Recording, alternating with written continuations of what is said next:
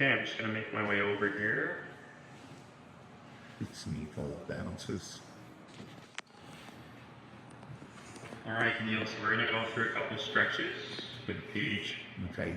There was a huge need for physiotherapy in community. The whole idea is that we're providing care in First Nations communities so that people don't have to travel to receive that care. And in order to make it something that is sustainable and also going to be easy to, recruit staff and keep filled, because the vacancies in that area are a significant concern.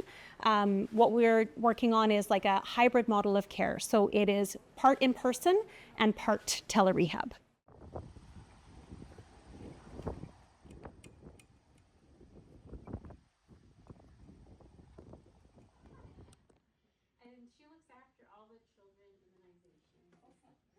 How can we bring services closer to home? With the physiotherapy part of it was a huge component, because we've seen many community members that have gone through strokes, that have gone through heart attacks. How can we better assist them?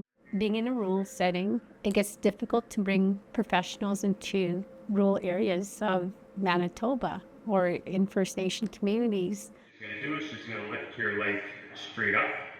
I was doing a little bit construction work, and I hurt my back the first day, so me coming here really makes a big difference. I would have to make a special trip to Winnipeg to get the services that I get here, and then it's a whole day. I probably would not have went.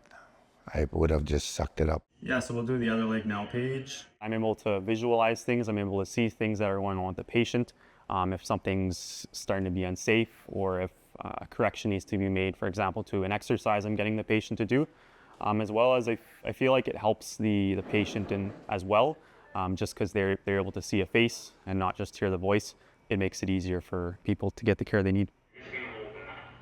If this position is successful and the communities feel like they're really benefiting from having this hybrid model of care, then we could look at expanding it to OTs, to speech therapists, to be able to provide more services in community.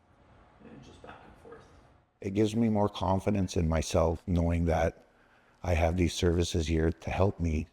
My hopes for the future in terms of community health for our nation is to continue providing and enhancing services closer to home, whether it be bringing a personal care home, increasing more mental health supports, children and youth programming in our community.